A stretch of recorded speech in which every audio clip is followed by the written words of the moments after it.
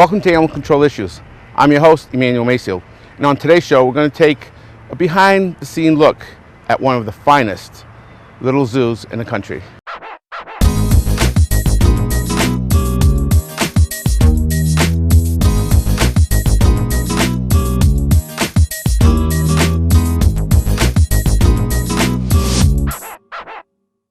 And I'm here with Keith Lovett, the director of Buttonwood Park Zoo.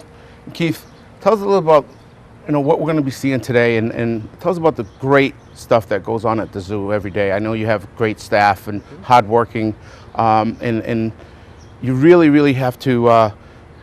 Most people say, "Oh, you got to love the animals to work here," but it's not just love; it's a passion for the career, for what you do. Tell us a little about what goes on. I mean, we do have a lot of great staff here at the zoo, and obviously we have some great animals here at the zoo as well. The Buttonwood Park Zoo is one of only 225 accredited zoos in all of North America. And when you consider there's about 3,000 licensed facilities in North America, that's quite the achievement. How many zoos, how many organizations and facilities are out there trying to be accredited?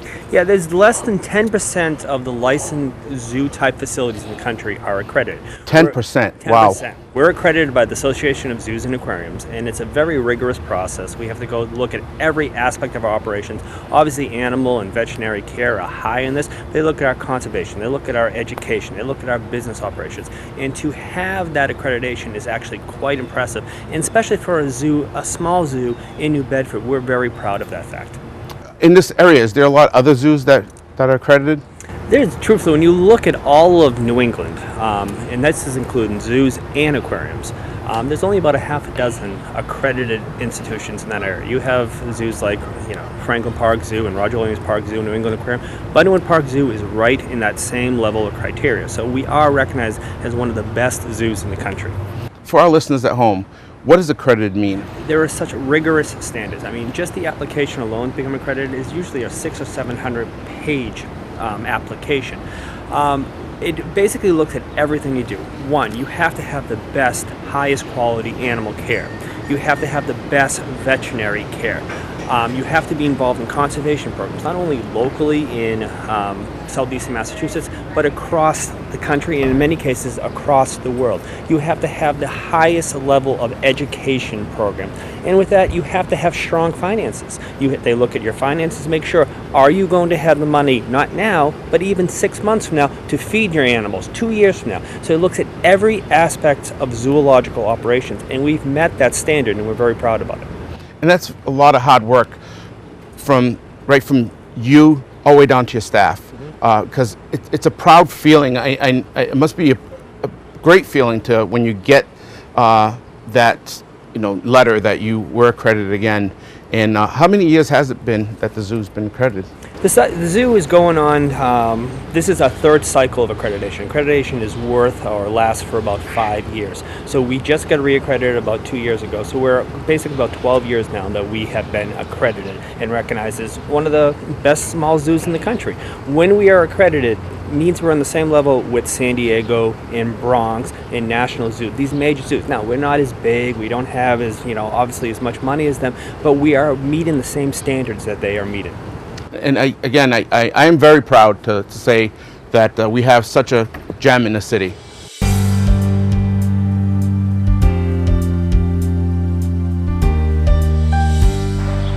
I'm here with Shara Crook, curator of the Buttonwood Park Zoo. And Shara, last time we were together, we were transporting seals. Yeah, it's been a while, and it went well. And they're back on exhibit and doing fine. And all the changes we made were definitely an improvement for them. So yeah, it's been a while. Today, what's going on here at the zoo? So today, what you guys are going to be able to observe, which is pretty neat because you're going to be behind the scenes again, is we're actually going to be doing a surgical procedure on our mountain lion. Our male mountain lion is going to be neutered today. He's also going to get his annual physical. We're going to take some radiographs, probably get some blood, so we have some baseline information that will be helpful for us, as he gets older. Now, you would think it's an animal at the zoo. Why does it need to be neutered? Well, we're neutering him for a number of reasons. Number one, we don't want baby mountain lions. There actually was a time where we thought we might do some breeding, and there was a need for for cubs in the captive population, but that need has really diminished. There's been a big influx of orphans, and so it's really important for us to sort of stick with the AZA and the SSP guidelines, which have put a moratorium on breeding, and we're happy to do that. So there's no need to have him in a breeding situation, so we're going to neuter him for that reason. The other reason is purely the health benefits. You know, wild cats, as with your domestic house cats, if they're not in a breeding situation, it's actually healthier for them to be neutered. If you neuter them, there's no chance of them developing testicular cancer as they get older. So that's as important in your house pets as it is in our wild felids. So that's the other main reason we're doing it. And you also have a female here on premises, and she's already spayed, and for the same reason. Again, not going to be in a breeding situation, and it's actually much healthier and much safer for her to have been spayed. So again, there is no need. It's a great feeling to have that there's no need to have them breed, and there is no need to have your animals breed. So please, spay and neuter your animals. For more information on spay and neutering, please contact the Coalition for Animals or our local animal control. Zoo staff, led by veterinarian Lizzie Arnett Chin, waste no time getting into position and making preparations to move Riley the cougar to the surgical room. That's why the truck's coming straight in here. Can we, you guys think it's safe to unlock the door and get ready? Like if one of you unlocks it and stands there? The crew worked diligently to anesthetize the cougar, and Dr. Lizzie makes one last check to be sure Riley is out and ready for transport. So do you want us to try to scruff and out onto the stretcher? Do you want to get the stretcher laid out right there? Yeah. All right, Mike, do you want to bring the stretcher over? We can bring him over front, right? It's not. It's stationary. So even when he's at the farthest point, I'm able to reach in with... So he has to go in there. Yes, we had to get him. That was the issue. He was okay. up there, and he wouldn't come into the chute. So he's trained to come into the chute for all of our injections. Yep. But that's what he was having a hard time doing. He didn't want to come down. Can't come out, right? Correct. Right, the door is still open. She's locked in. And you guys double checked, right?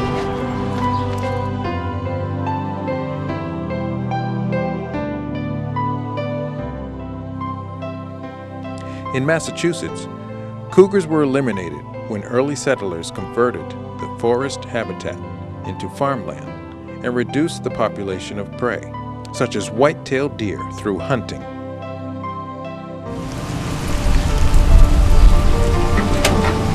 want this in your hot little pink? I do. You want to do one final check, or is he good? He's good. We're ready? Mike, you want to drop him in place, and we'll try to grab a nice one.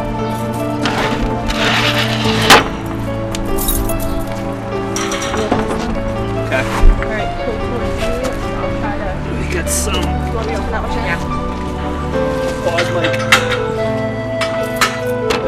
Buttonwood's zoo staff are careful in moving Riley to prevent injury to the animal.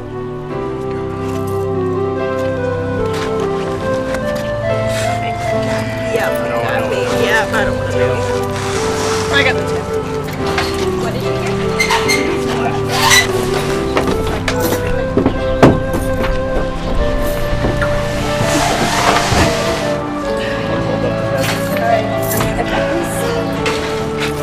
You going in? I'm going in. Let's go, please. Emergency drugs. We're good. We're walking. Okay, I got your keys. Okay. Thank you. Leave it open. Every detail is checked to ensure safety before, during, and after the procedure. Just down or... No, leave that up. We're going.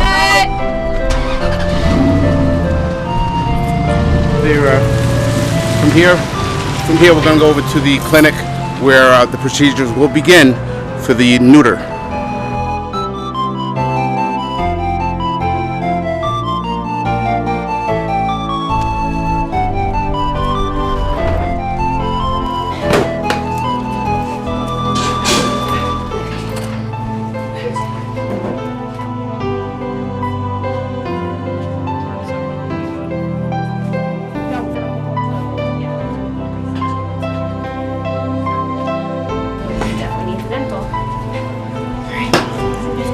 Yes, ma'am. What size? 10. I'm going back. Yeah, you are. Because he doesn't have a head. She'll slip off his nose. He's on Shelly 3 and 6 and ACA will be off radio. 1. Sorry, 1. He's got a ton of drugs in him. We don't need to have Okay, you want to check his too much eyeballs? ice. I do. He's got a, If he could go sternal again, yeah, a little bit. as soon as he's stable. You want him sternal for, She's gonna, yeah, I would like him sternal for the catheter. Was that you moving him? no, Get him up to 3 then. He's, doing a jerky breathe. Oh, is that what it is? Yeah. Okay, that's what I saw. See, Oh, that's it. sweetie, that's the medicine. All right, now if we can go sternal, that would be awesome. His right. Which way you turn it? we're gonna turn him so that he's flipped kind of. As you see, the staff are in constant communication during preparations and work seamlessly together. Legs out this way, Mike. You got a towel? Towel that I picked over there, roll it up like a roll. It's got Right. a little bit of this. All right, 3. Say 72 AC2. There you go. Choose off radio. Just leave it alone.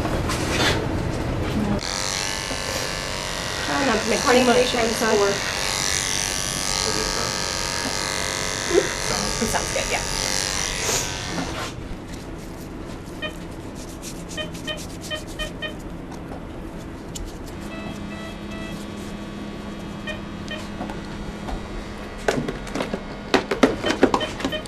Vet Tech Leslie Schutte is putting in an IV catheter as a means to administer additional drugs and fluids during the surgery.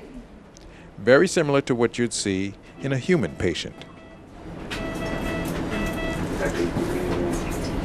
All right, I'm turning him down to 2. Tourniquet.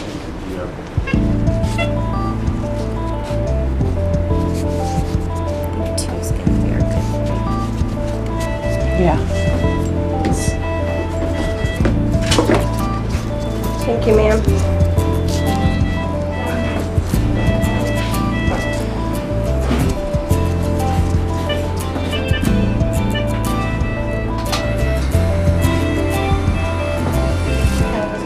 If he's heart rate and then move. All right, he's disconnected. I've got his head. Okay. I was gonna say, someone just needs to get the head so we make sure the tube's in. The cougar is then carried to the x-ray room next door, so the staff can have a good record of the animal and look for anything abnormal while he is still under anesthesia.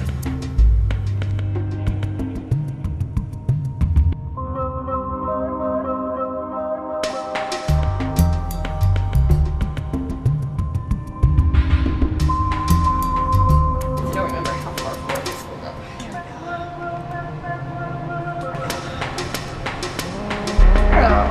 Do you want to hold his head, Leslie? Or Yep. Is he on the plate or he's partially on it? 1, 2, 3. Oh, he's going to skull? Yep. Okay. Start at the front and go back.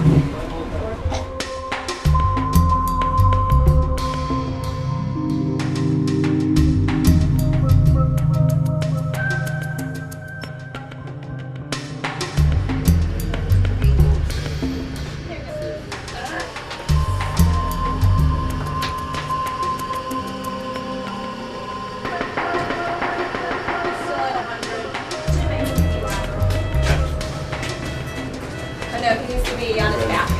Sorry. do you want the tray? On his back. I really just need his back Want end. the harness out or? That one? Manny has one. Okay. It's right there. The animal is secured to the table to keep him in a stable position for surgery.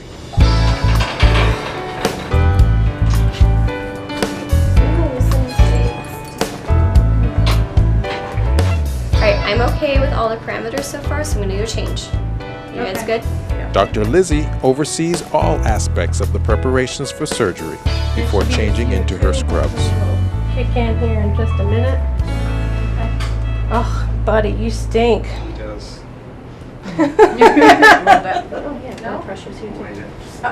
Yes, so you should get 3 values and they would go right in a row. Yes.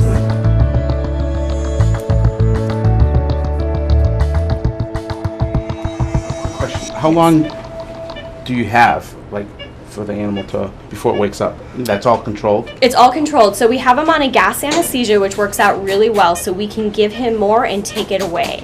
So if we think he's getting light and we need to still work on him a little bit longer, we can go ahead and just bump him up a little bit, give him a little bit more, and once he's down enough, we can continue.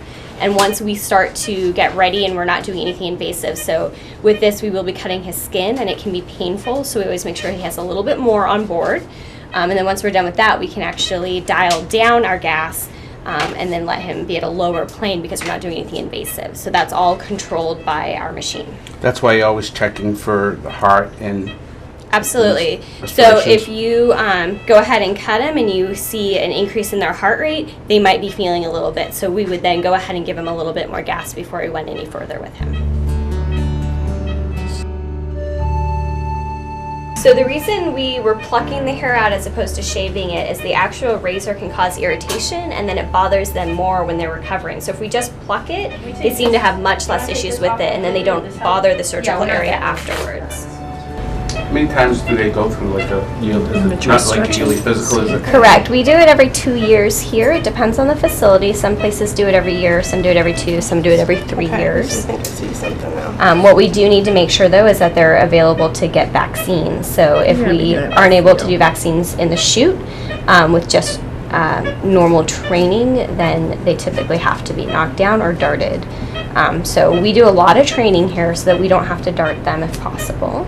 Neuters for cats, we do actually take the scrotum itself and make an incision into it, and we're able to castrate them that way. If it was a dog, we would actually take the testicles and sort of push them up and make our incision on their abdomen, not into their abdomen, but on their abdomen, as opposed to through the scrotum. The other thing is when they're doing, there's an open castration versus a closed castration.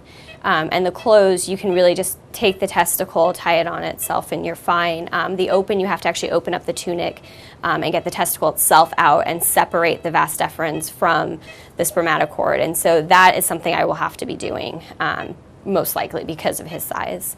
It's a tunic. What is? So that's just the material that's covering everything and keeping it all into one little area. So you have sort of your scrotum, and then around the testicle is the tunic.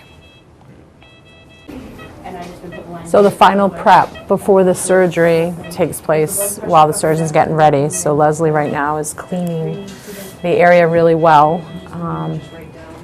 She'll do a couple of cleanings and then she'll do a final sort of sterilization of the area.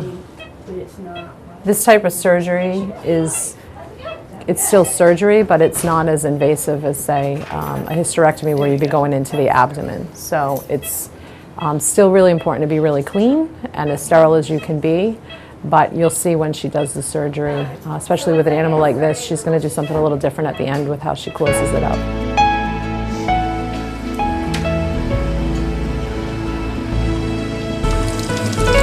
Hey Steph, you can just make it a little less hot.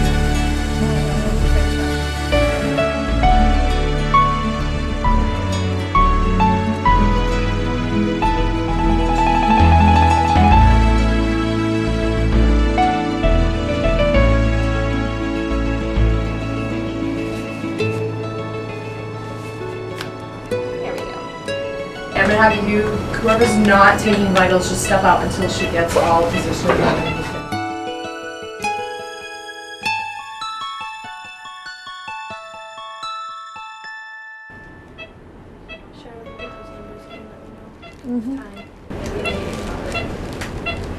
This is the part guys don't like.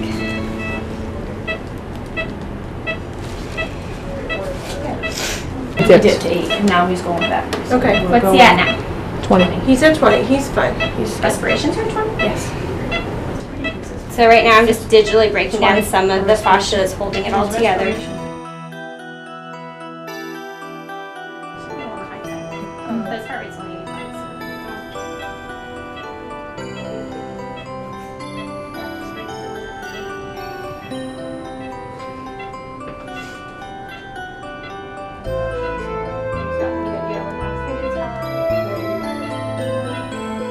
The surgery to neuter Riley the cougar goes just as planned.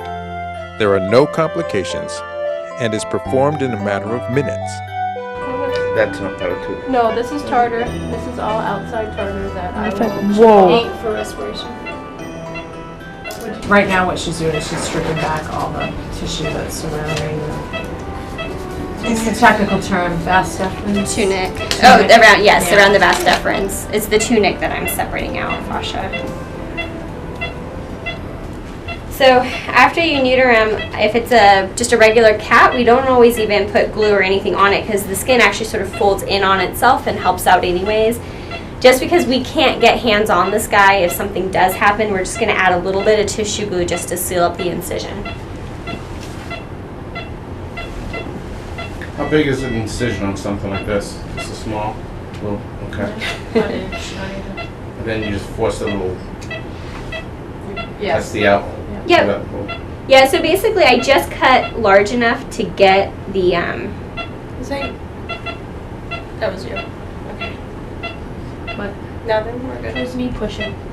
so I just cut the skin large enough that I can pop the testicle out.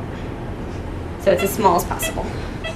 And with one final drop of tissue glue, the surgery is complete.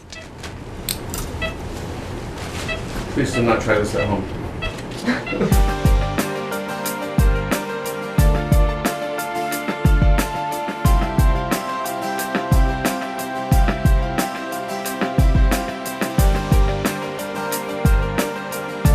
So right now we're looking at some liver. This ultrasound really, it's a very, very old machine that was donated to us. So I don't have the best resolution on it. So I'm kind of looking for big soft tissue issues that could be occurring. And we don't typically shave our animals for ultrasound, which is another thing that makes it a little bit more difficult. So if you have a dog or a cat going in for an ultrasound, the chances are they're going to be shaved and you can get a really good look at it. So we're kind of just looking at big picture things. Ready? We're first going to get him into lateral.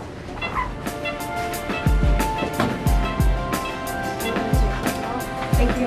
Ready? 1, 2, 3.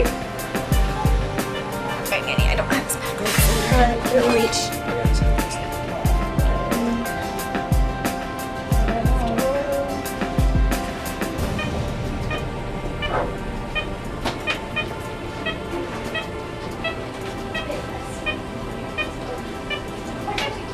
While or just like stabilize it? No. Yeah? We did, didn't we? I think we did. I'm pretty sure we did. Look. I feel like I've microchipped everything on our table. We're vampires. Now, what is this for? To send out for blood for chemistry CBC tourniquet. Yeah.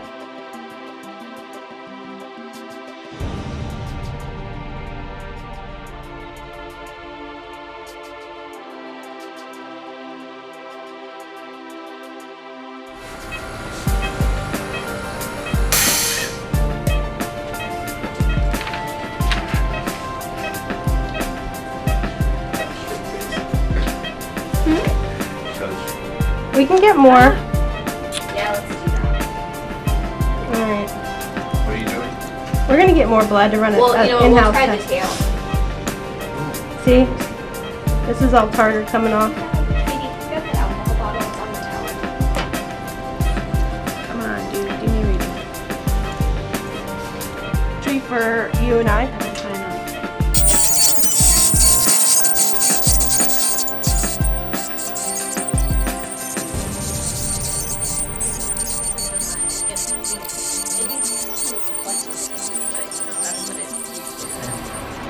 So as part of our annual exam, once we have the animal anesthetized, we'll take radiographs or x-rays and go through and just make sure that everything's normal. There was nothing specific going on with him that we're concerned about, but we are doing just sort of a survey to make sure everything looks good. And if you follow this little arrow here, you can see this is his heart. This is one of his great vessels. And this is his lung field here, and everything looks absolutely beautiful. So after I look at that, we're going to move on to his abdomen. And so here we can see a little bit of gas going in. This is his liver margins here. And everything looks really good. He's got a little poop in his tracks and a little bit of gas going along with that. And from there we'll go ahead and take a look at his hips.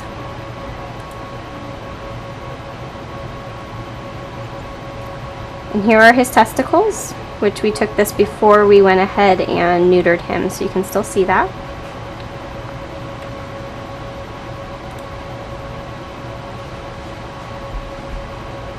Just trying to get a better view of his actual bones.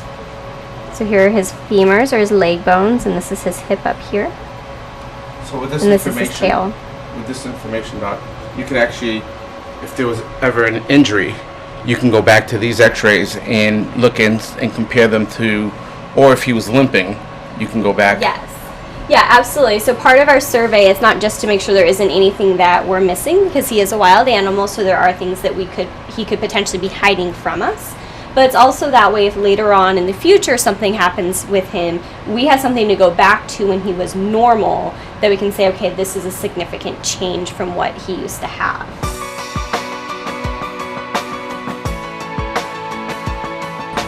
So there's radiographs.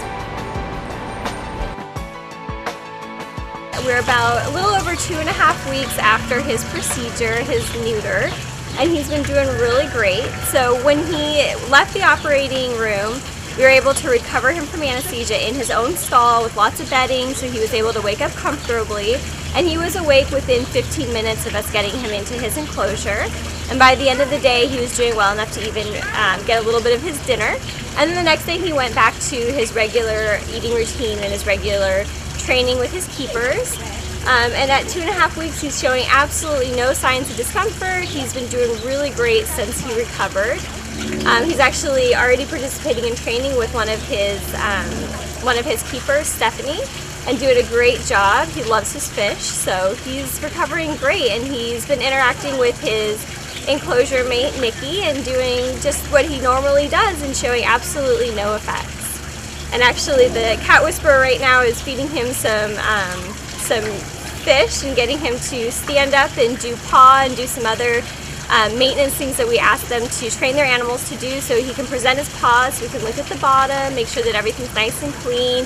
He'll do an open mouth routine, so we can take a look at his teeth. So he had a dental while he was under anesthesia, and this way, as we go further out from there, we can make sure that no issues are creeping up along the way.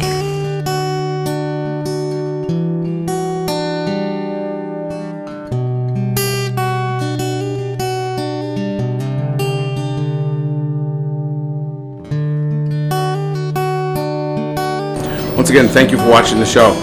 It's been a great opportunity going behind the scenes to see our own little gem at our local zoo. I'd like to thank the staff here at Buttonwood Park Zoo for allowing us to go behind the scenes and see the work they do.